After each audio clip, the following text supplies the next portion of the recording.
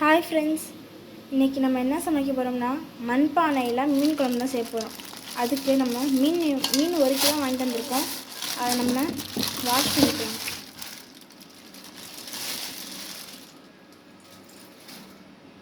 இப்போ ஒரு பாத்திரத்தில் மீனை மாற்றிக்கிட்டு அதை நல்லா கழுவிடலாம். இப்போ பார்த்திங்கன்னா மீன் நல்லா கழுவி எடுத்தாச்சு. இப்போ கவுச்சி அடிக்காமல் இருக்க கொஞ்சம் மஞ்சள்தூள் சேர்த்து நல்லா கழுவிக்கலாம்.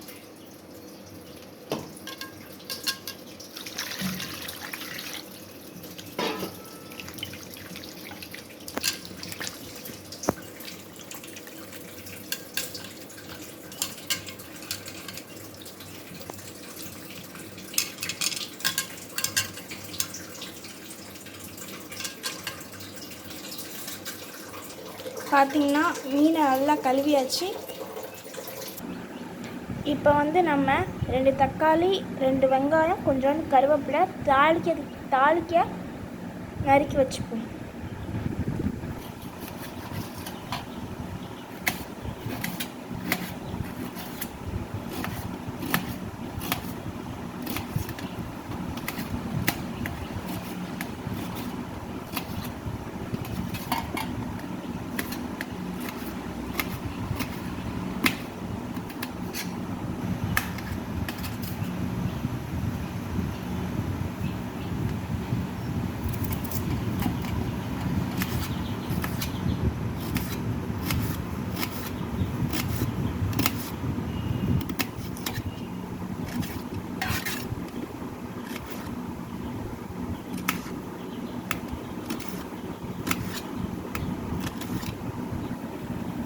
அடுத்து நம்ம தக்காளியை நறுக்கி வச்சுக்கலாம்.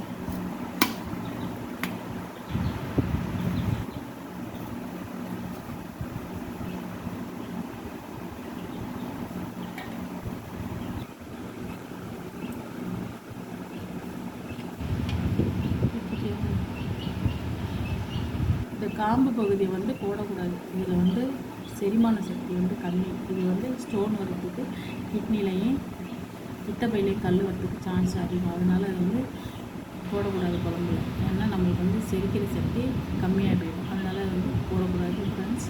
இந்த முனையை வெட்டி எடுத்துக்கணும். இது பாருங்க, நான் வெட்டுறேன். இருக்குல்ல,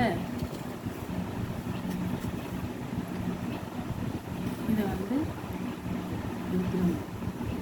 தண்ணியில் தான் ஸ்டோன்னால தண்ணியிலலாம் ஸ்டோன் வராது. இந்த தக்காளியிலேயே கால்சியம் சத்து அதிகமாக இருக்குது. அதனால் இந்த தக்காளியில் உள்ள நடுவு பகுதியை எடுத்துடணும்.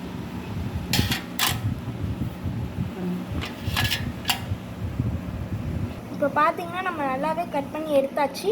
இதை நம்ம தாளிப்புக்கு எடுத்துகிட்டு போயிடலாம். இப்போ நம்ம குழம்பு கரைசல் எடுத்துப்போம். ஃபஸ்ட்டு 3 மல்லிகைத்தூள் சேர்த்துப்போம். 3 ஸ்பூன்.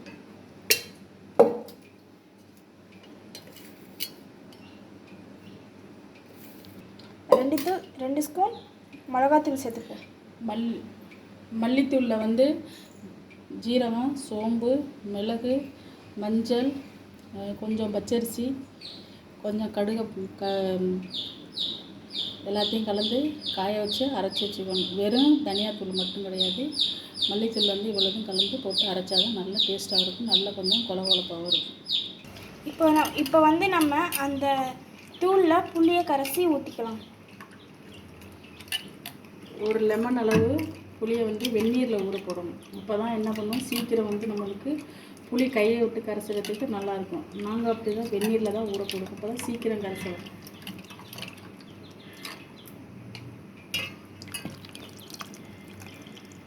மீன் குழம்புக்கு கொஞ்சம் புளி அதிகமாக ஊற்றணும். அப்போ தான் உரப்பாக இருக்கும். மல்லித்தூள் கம்மி பண்ணிக்கணும். மிளகாத்தூள் நிறையா போட்டுக்கணும்.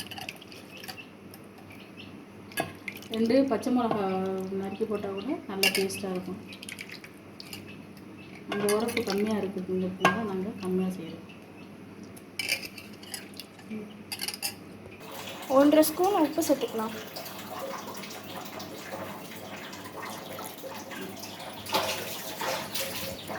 இப்போ எண்ணெய் தாளிப்பு முடிச்சதுக்கப்புறம் இதெல்லாம் போட்டு தாளிச்சதுக்கப்புறம் நம்ம இந்த மசாலா பொடியை ஊற்றுறோம். மசாலா பொடியை ஊற்றி ஒரு கொதி வந்ததுக்கப்புறம் தான் மீன் அள்ளி போடுறோம். மீன் அள்ளி போட்டு ஒரு கொதி வந்ததுக்கப்புறம் தான் மாங்காய் போட்டு மூடி வச்சு இறக்க போகிறோம். கேஸ் ஆன் பண்ணிவிட்டு அந்த மண்பானையை வச்சுக்கலாம்.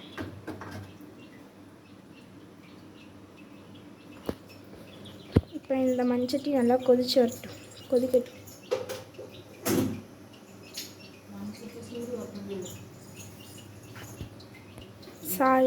சூடு வரட்டும்.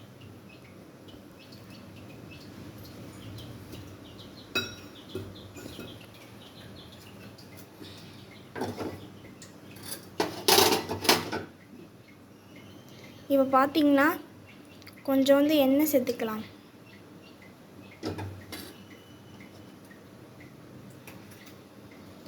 மீன் குழம்புக்கு கொஞ்சம் 2 ஸ்பூன் அதிகமாகவே எண்ணெய் போட்டால் தான் மீன் குழம்பு வந்து நல்லா தகதகன்னு இருக்கும்.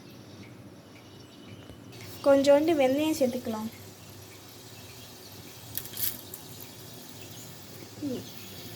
இப்போ நம்ம கருவேப்பிலை சேர்த்துக்கலாம்.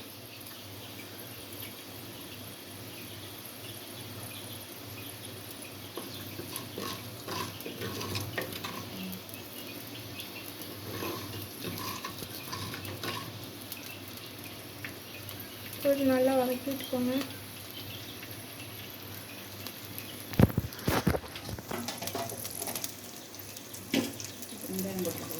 வெங்காயத்தை சேர்த்துக்கோங்க.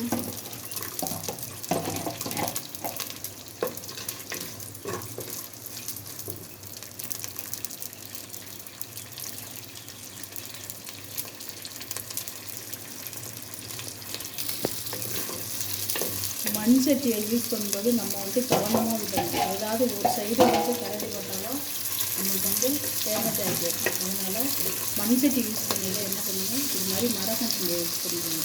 இல்லாட்டி அந்த காலத்தில் வச்சுருந்த மாதிரி ஆப்ஷன் சொல்லுவாங்கள்ல, கொட்டங்கச்சில் செய்கிறது, அதை யூஸ் பண்ணிக்கோங்க. ஏன்னா மண் சட்டியில் வந்து சில்வர் கரண்டி, இப்போ மேக்ஸிமம் எல்லாருக்குமே சில்வர் கரண்டி தான் வச்சுருக்கோம். அது செய்யக்கூடாது. மரத்தாலான பொருளை வந்து நீங்கள் செய்யுங்க.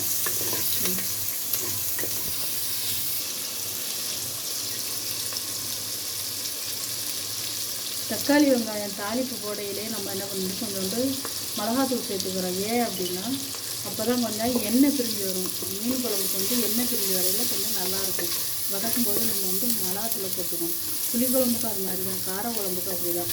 இதை கொஞ்சோண்டு வதக்கும்போது கொஞ்சோண்டு மிளகாத்தூள் சேர்த்து வதக்குறீங்கன்னு வச்சுக்கோங்க, நல்லா எண்ணெய் பிரிஞ்சு வரையில் மேலே நல்லா நெய்யும் நெருப்புமா அழகாக இருக்கும். அந்த காலத்தில் எங்கள் தாத்தா வீட்டெல்லாம் மண் சட்டி மண்பானையிலாம் சோறாக்குவாங்க. இது வரைக்கும் சுடவே சுடாது, இது வரைக்கும் சுடாது. பொங்கல்லாம் மண்பானையில் தான் வைப்பாங்க எங்கள் வீட்டிலலாம். இப்போ தான் வெங்கல பானை, சில்வர் பானை, காஃபி பானைன்னு வந்துடுச்சு. இந்த பாருங்கள் சுடவே இல்லை. கேஸில் தான் வச்சுருக்கோம், சுடவே இல்லை.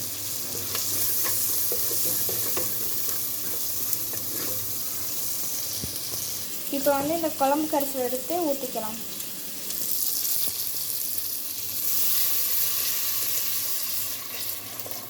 ஊற்றும்போதே தெரியும் எண்ணெய் பிரிஞ்சு மேலே வருது பாருங்கள். அதுக்கு தான் வந்து எண்ணெய் ஊற்றி வதக்கும்போது கொஞ்சோண்டு மிளகாத்தூள் போடணும்.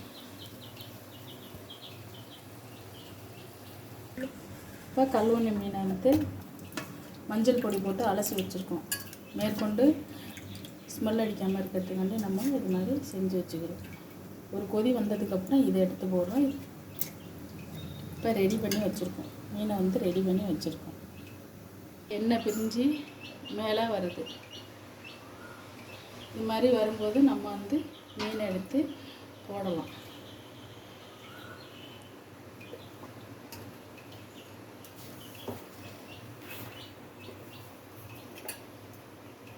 எல்லா மீனையுமே எடுத்து போட்டுக்கோங்க.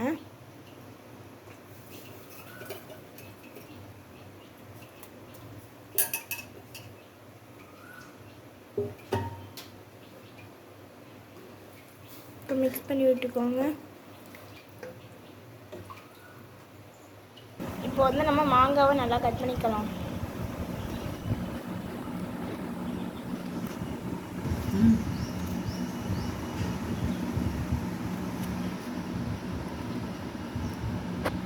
ஆரம்பிச்சாச்சு. பார்த்தீங்கன்னா நம்ம எல்லா மாங்காயுமே கட் பண்ணி வச்சாச்சு. இதை நம்ம குழம்புல மாற்றிடலாம். இப்போ எல்லா மாங்காயுமே நல்லா அலசிக்கிட்டு குழம்புல போட்டுடலாம். ஏற்கனவே நாங்கள் அலசிட்டோம், இப்போ இதில் போட்டு அலசுகிறோம். பார்த்திங்கன்னா குழம்பு நல்லாவே கொதிச்சிருச்சு. நம்ம கிண்டி விட்டுக்கலாம். இப்போ நம்ம மாங்காவை கட் பண்ணி வச்ச மாங்காவை அது கூட சேர்த்துக்கலாம்.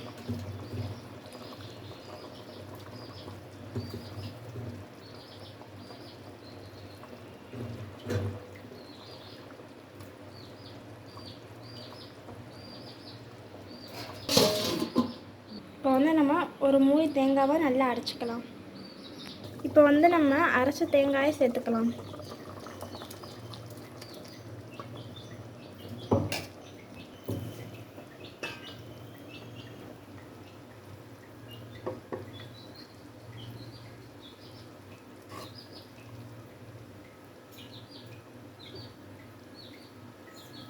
அவ்வளோதான் ஃப்ரெண்ட்ஸ், நம்மளோட மீன் குழம்பு சூப்பராகவே ரெடி ஆயிடுச்சு. இந்த வீடியோ உங்களுக்கு பிடிச்சிருந்துச்சின்னா லைக் பண்ணுங்கள், ஷேர் பண்ணுங்கள், கமெண்ட் பண்ணுங்கள், சப்ஸ்கிரைப் பண்ணுங்கள். வாங்க சாப்பிட்லாம்.